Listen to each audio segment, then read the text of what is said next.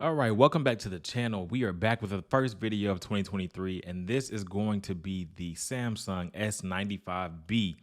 Now, this has to be one of the best TVs that I have ever seen. I have the 55-inch model that I got for around $15.99, I believe, and I have to say, out of all of the OLED TVs that are out on the market right now, and I've tried the C2, I was going to get the G2, but just seeing this TV, I was actually blown away. One of the things that I saw on the reviews was that this TV was brighter than the average OLED, and I have to say that is facts. To the point that you would actually be surprised that an OLED would be this bright. Now, Samsung really outdid themselves with this TV, especially with this design. This is a very thin TV, unlike the G series of the LG OLED, so just be aware of that. But the frame itself is a beautiful frame. And here's some pictures just to kind of show how it fits into my setup. And I think that this is just all the way a beautiful, beautiful TV. The stand is very minimalistic and it's center place. I don't like the legs that go to the side on some TVs. I just prefer a center stand. Good news is that for a lot of the current TVs in the OLED market, you will get that center stand. But again, Samsung did their thing here. It mounts perfectly. It just looks beautiful. It's like a really good looking design.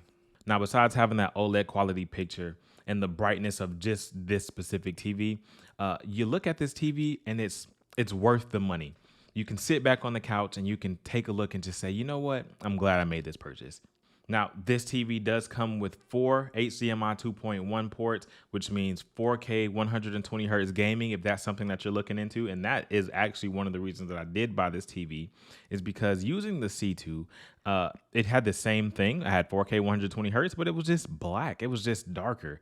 And I didn't really like that. So I decided to kind of maybe spend a little bit more and get this TV. And the gaming looks amazing. One thing before we move on, I have to say, if you've ever had a Samsung TV before, then you know that navigating through the Samsung system is a bit laggy. I haven't noticed it as much on this TV, but it is still prevalent. It is still there. On the bright side, though, you do get this remote that is solar powered and you don't ever have to put batteries in it. But if for whatever reason you're in an area that doesn't have sunlight, you still have a charge ability at the bottom of the remote. So that's still there.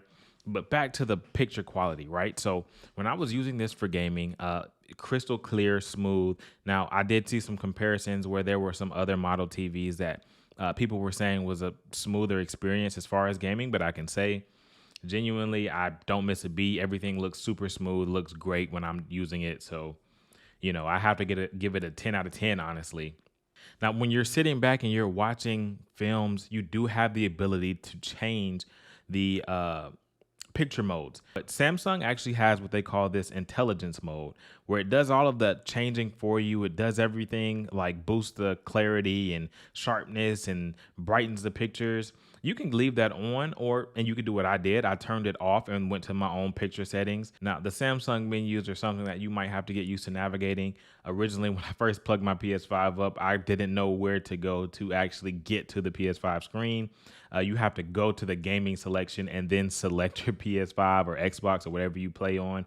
And I did see that they do have an option to connect a controller to the TV. Now, that I have not experimented with yet, but when I do experiment with that, I will put that as a short because I don't think it really deserves a whole video. Please hear me out when I say this. Against competitors like the C2, the G series from LG, the Sony OLEDs, these TVs are all great TVs. If you're looking for the most gaming out of a TV, then LG might be it. If you're looking for the better picture quality when it comes down to movies, I would say maybe Sony is it. But for me, when you're looking for a mix of both gaming, movies, and just overall brightness, great looking picture, then this is going to be the TV for you. If you were watching this video just to see if you should buy the TV, buy the TV. That'll be it for today's video. I appreciate everyone stopping by. Hopefully this wasn't too long. Hit that like button and hit that sub button if you enjoy the content. We got more videos on the way. Happy New Year and peace out.